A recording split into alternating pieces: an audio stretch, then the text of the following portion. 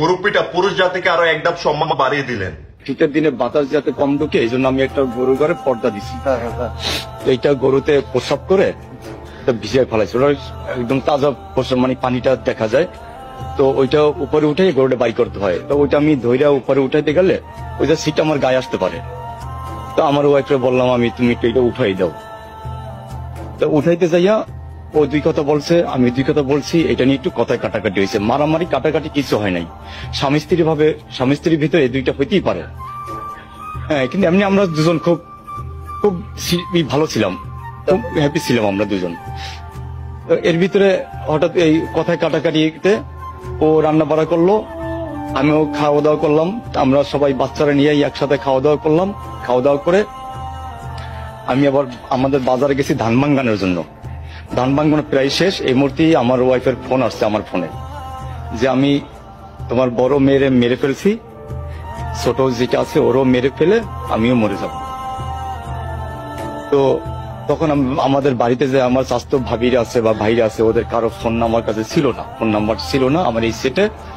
তো একটা নাম্বার মুখস্থ ছিল আমার আপার, ও থাকে ঢাকায়। আমি ওরে ফোন দিলাম যে আপা তুই তাড়াতাড়ি লাকির আম্মুর আমাকে ঘরে যেতে পারো।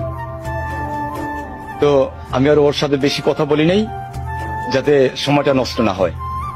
তো আমি ফোনটা কাইটা দিছি, ও মনে ফোন দিছে ভাবিরে, ভাবি দৌড়েই গেছে আমার ঘরে, আমিও দৌড়েই গেলাম।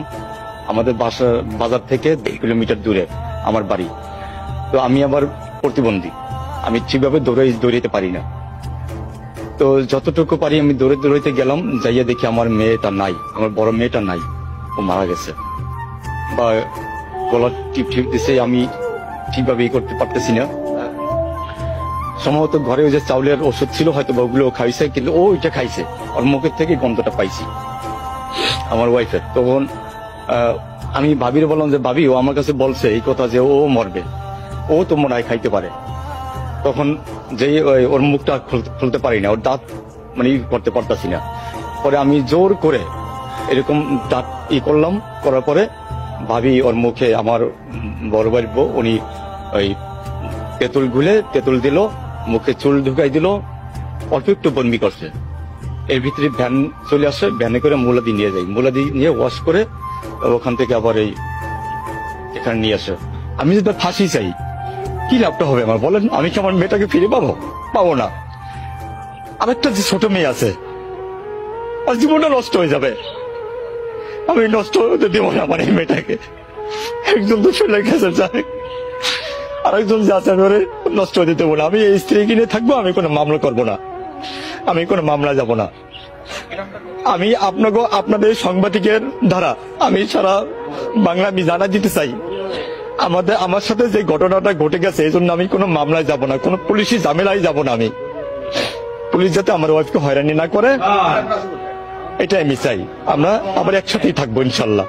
এটাই হলো একজন প্রকৃত মানুষের কাজ। আবারও প্রমাণ হলো পুরুষ এক নারীতে আসক্ত, আর ছেলেদের মন কতটা বড় এটাই হচ্ছে তার প্রমাণ। কথায় আছে সাপকে বিশ্বাস করা যায় ভাই, কখনো মেয়েদেরকে না। পুরুষ মানুষ কখনো তার ভালোবাসা দেখাতে পারে না, কিন্তু প্রমাণ করতে পারে, আর এটাই হলো একটা প্রমাণ।